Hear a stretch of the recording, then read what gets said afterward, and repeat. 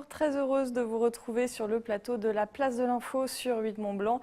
Aujourd'hui, c'est une place de l'info un peu particulière au lendemain de l'élection du président de la République. Avec moi sur ce plateau pour en parler, Jean-Christophe Masseron, vous êtes le référent départemental du mouvement En Marche sur la Savoie. Bonsoir, merci d'être là. Merci à vous. Et puis à vos côtés, Thomas Noël, conseiller municipal Front National à Annecy et conseiller à l'agglomération. Bonsoir, merci aussi. Et puis Pauline Courceau avec moi sur ce plateau pour débriefer ces résultats en Savoie, Haute-Savoie. On commence tout de suite avec les résultats en Savoie. La Savoie qui a voté un petit peu comme le reste de la France avec un écart un peu plus serré. Un écart un peu plus serré, ça a voté un petit peu moins qu'au niveau national. Au niveau national, c'était 66,1% pour Emmanuel Macron. Là, c'est 64,74%, 35,26% pour Marine Le Pen. À noter l'abstention, enfin le nombre de votes blancs, pardon, en Savoie qui est de 9,20%. On en parlera, je pense, avec nos invités parce que c'est aussi ça qui a marqué cette élection. Donc voilà, un petit peu moindre au niveau de la Savoie par rapport au niveau national. En Haute-Savoie, en revanche, 68,66% pour Emmanuel Macron. C'est 2 points de plus qu'au niveau national, soit 31,34% pour Marine Le Pen. Là aussi, les votes blancs étaient très importants, 9,05%. À noter qu'au premier tour, on était plutôt aux alentours d'1,72 et 1,83% sur les deux départements. La première question, elle est donc là. C'est un score qui est conséquent pour Emmanuel Macron, mais il y a tout de même ces votes blancs qui dénotent un petit peu au niveau des électeurs, peut-être pas forcément une envie d'aller voter pour un des deux candidats.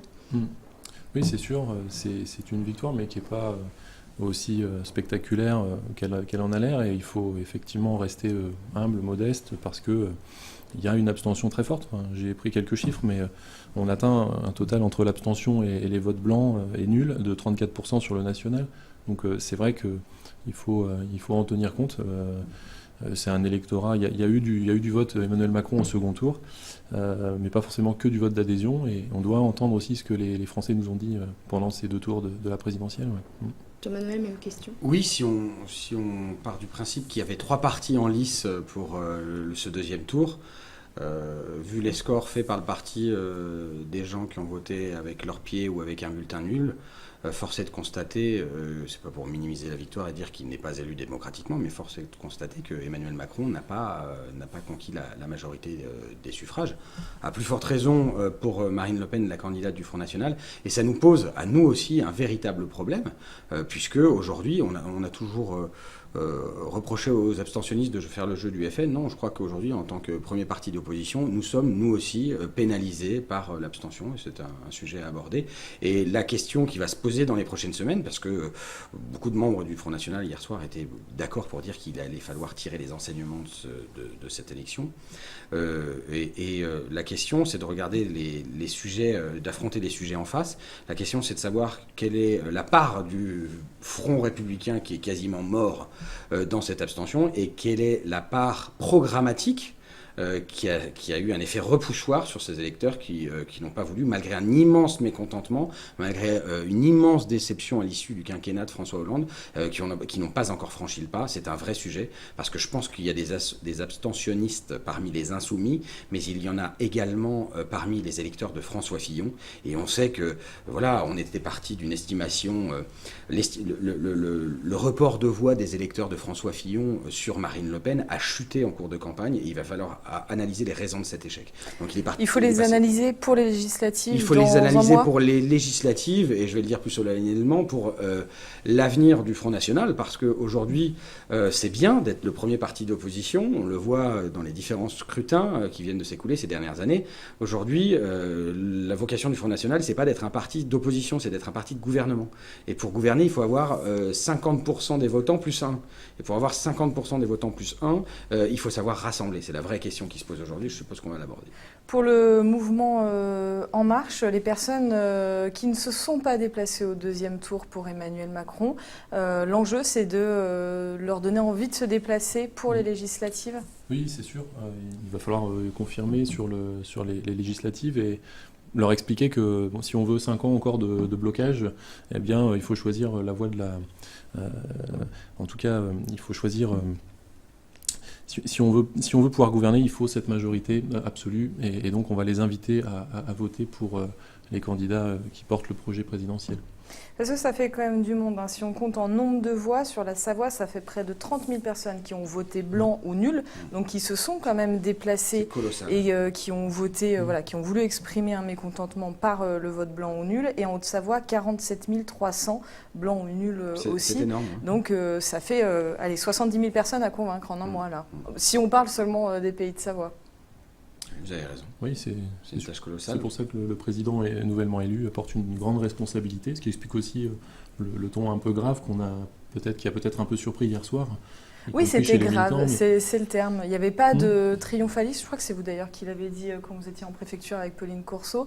Pas de triomphalisme avec une élection comme celle-ci. Non, il fallait l'humilité. On ne pouvait pas ignorer ce qui s'est produit pendant cette élection. Et on doit aux Français quand même de proposer quelque chose le plus rassembleur possible. Et on doit écouter cette abstention. Les Français n'ont pas forcément tous choisi, effectivement, sur les 66% d'électeurs d'Emmanuel Macron sur le deuxième tour.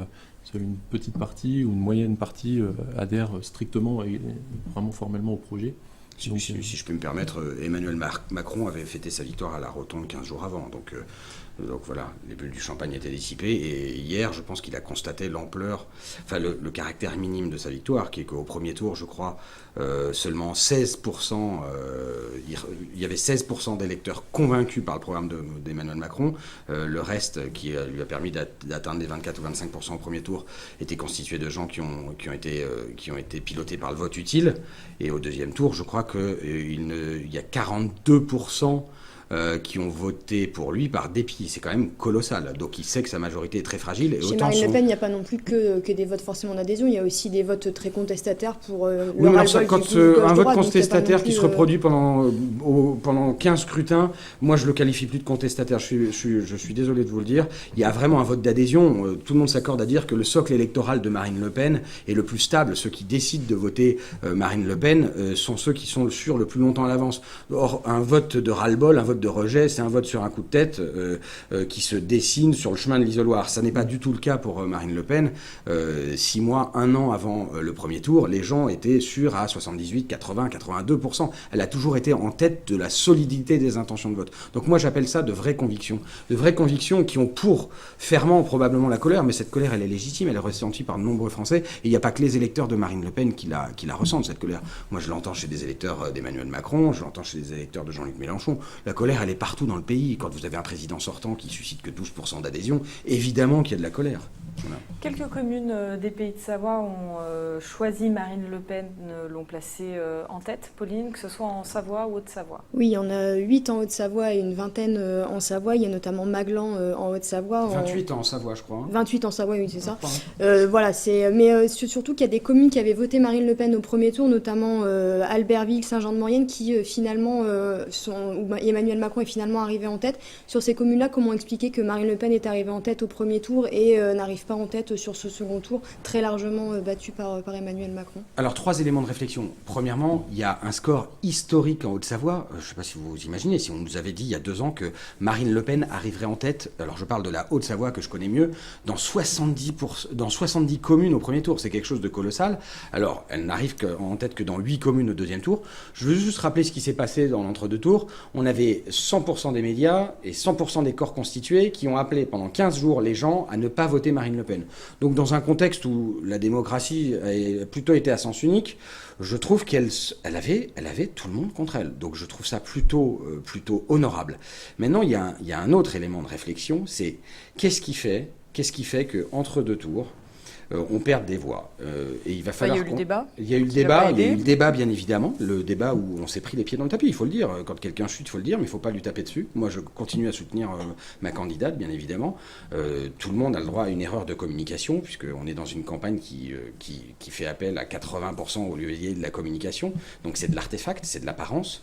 Et de ce plan-là, bien évidemment, ça a laissé un mauvais souvenir. Mais je pense que la principale cause, on peut parler de 2h20 de débat, mais on peut parler aussi de 6 mois de campagne ou d'1 an de campagne. Et ce qu'on a entendu principalement pendant la campagne sur les marchés, quand on est allé à la rencontre des habitants, c'est nous avons peur de la sortie brutale de l'euro. Donc il y a 2 choses à se poser, c'est comment on communique sur cette sortie de l'euro et est-ce que cette sortie de l'euro est un élément programmatique indispensable. Je le dis franchement et solennellement ce soir, ça a été un boulet sur le plan programmatique. Et on a des vraies questions à se poser là-dessus. Merci Jean-Christophe Masseron. On vous écoute juste après une petite page de pub. On se retrouve sur la place de l'info.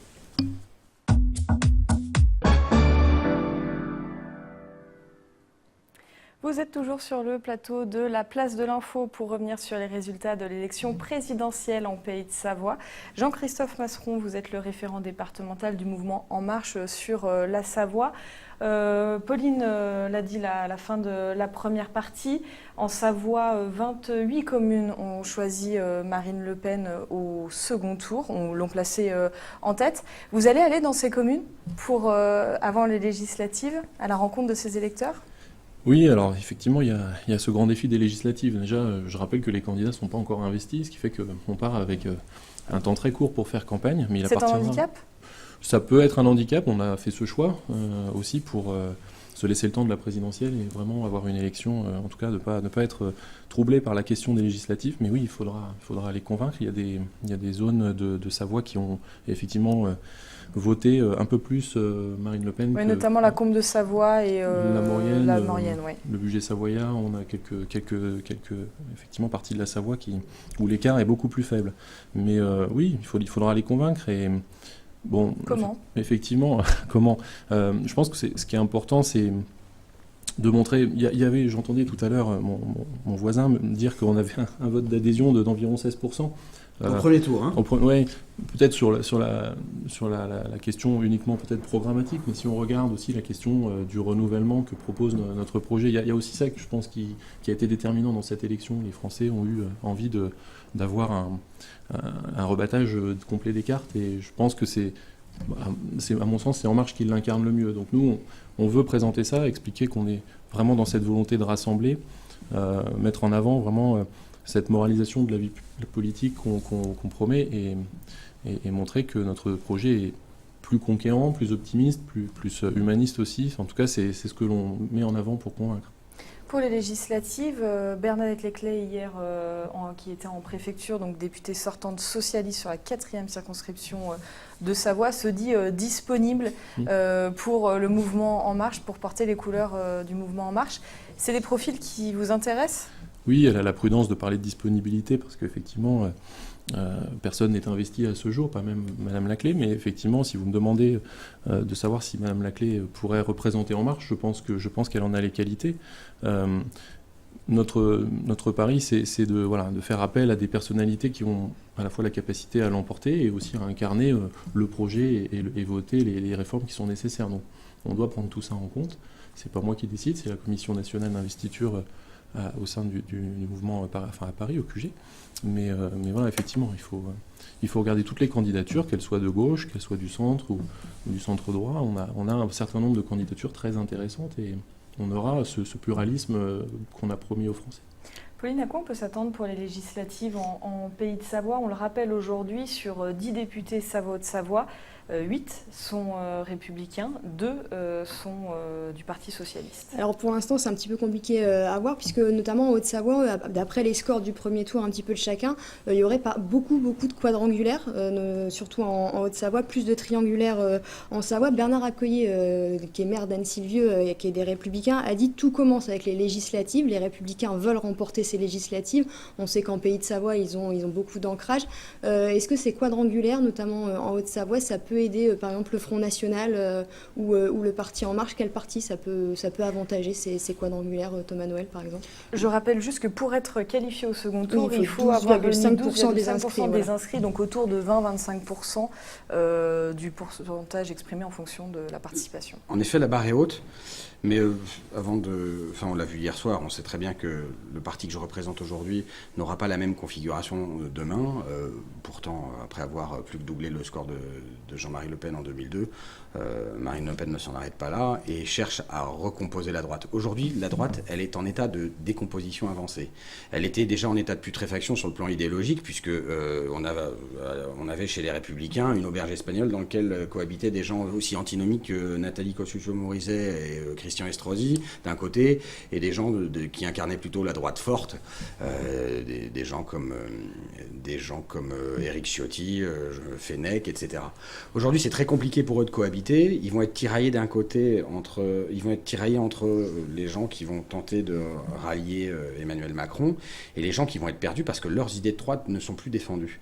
Et moi, je pense qu'aujourd'hui, en Haute-Savoie, on a une partie des Républicains qui incarnent une droite forte. Je pense notamment avec des gens comme Annabelle André-Laurent, avec qui les gens du Front National, en tout cas moi personnellement, ont toujours entretenu des relations très courtoises.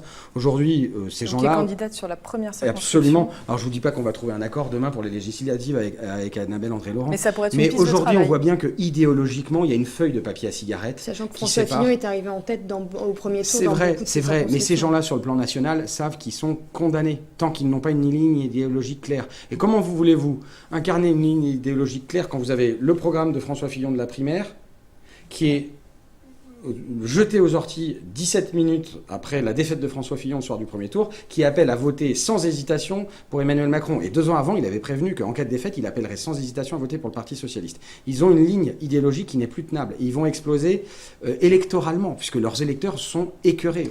On a parlé beaucoup à des électeurs de Haute-Savoie qui sont écœurés par l'attitude de leur tête de liste, qui sont pas qualifiables. Donc on peut retrouver des élus républicains chez En Marche au moment des législatives et d'autres... L'objectif, moi au Front j'appelle de mes National. voeux aujourd'hui, mais aujourd'hui c'est ce que Marine Le Pen appelle, c'est une recomposition de la droite autour du C'est premier un autre parti. front républicain. Un autre front républicain, vous l'appelez comme vous voulez, moi j'appelle ça le camp des patriotes, parce qu'aujourd'hui il y a un parti, il y a dans les républicains des gens qui sont souverainistes, qui veulent que le politique prime sur l'économique, qui veulent que les frontières puissent s'ouvrir et se fermer au gré des impératifs locaux, et des gens qui veulent pas être englobés et qui veulent pas être la filiale SARL France d'une grande holding luxembourgeoise ou bruxelloise, et ces gens-là il y en a chez les républicains, il y en a au Front National, et chez les gens du Front National, il y a beaucoup de gens qui ne sont pas pour une sortie immédiate de l'euro. Donc ces gens-là vont forcément commencer à discuter et ont commencé à discuter forcément ailleurs que dans le bastion les Républicains de la Haute-Savoie, parce que ces gens sont encore ancrés à leur siège et ont encore de beaux jours financiers devant eux en termes de rente. Jean-Christophe Masseron, vous avez été approché par des républicains ? Pas directement, mais je pense que, alors une fois n'est pas coutume, je vais être d'accord avec Thomas Noël sur le constat sur l'éclatement des partis, donc des Républicains en particulier, et puis du Parti Socialiste de façon plus encore anecdotique vu le score. Hein. Mais là où mon avis sera différent, c'est que je regarde un peu le négatif de ça, et je pense qu'une partie aussi de la droite républicaine, la droite éclairée, comme on pourrait l'appeler, va nous rejoindre, parce que se sentant proches de nos idées. Il y a effectivement quelques personnalités au national qui l'ont fait savoir. Donc voilà, il y a ce rassemblement, en tout cas autour du contrat avec la nation que Emmanuel Macron a passé hier soir à 20h avec les Français. Et puis au-delà, je pense que naturellement, un certain nombre de députés de groupes idéologiquement proches pourraient voter s'ils estiment juste les réformes que l'on va conduire. La composition, par exemple, du gouvernement d'Emmanuel Macron pourra aussi décider des législatives derrière, par exemple ? Oui, ça pourrait jouer un rôle important en fonction de... Si on arrive à avoir ce pluralisme aussi politique et des personnalités aussi variées que ce qu'on prévoit de faire avec les candidats aux législatives, ça peut influencer, effectivement, ça peut donner du poids. Justement, là, vous l'avez dit, les candidats ne sont pas encore donnés. Il va falloir quand même très vite qu'ils soient investis parce que la campagne est courte. Ça va être compliqué d'aller sur le terrain, de convaincre là où il y a beaucoup de députés sortants, on l'a dit, républicains ou socialistes, notamment en Savoie. Oui, c'est sûr. On espère, j'appelle de mes voeux vraiment une décision rapide de donner les noms des investis, parce que ça commence à compliquer aussi un petit peu il y a une tension au niveau politique local, et il faut qu'on en finisse, il faut qu'on donne les noms et qu'on parte en campagne. Voilà, on nous a parlé de mardi au mercredi, j'espère que ce sera le cas et qu'on pourra enchaîner derrière. De toute façon, la date limite de dépôt des listes 15 jours, est le 15 ou 15 18 mai. C'est le 18 mai. Donc ça va aller assez vite pour l'ensemble des partis, je suppose. Oui, il y a juste une autre échéance qui est impitoyable pour Emmanuel Macron, c'est qu'il va devoir constituer un gouvernement avant le 2e tour des législatives. Et donc là, il va donner une coloration politique, parce que c'est bien gentil de parler de gens issus de la société civile.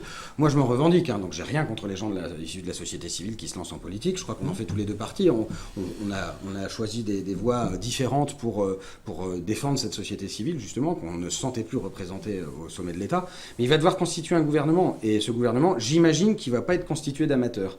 Et en fonction des vieux briscards qu'il va recycler, il va vite avoir un problème aux législatives. Parce que ça va avoir un effet attractif pour certains, mais répulsif pour d'autres. Parce que j'imagine qu'il y a un monsieur Bayrou qui a des casseroles d'emplois fictifs derrière lui. S'il est nommé à un poste aussi important qu'on l'imagine au gouvernement, ça va vraiment poser un problème de crédibilité. Ça va être un problème, ce gouvernement. Je ne sais pas ce que monsieur Bayrou va faire.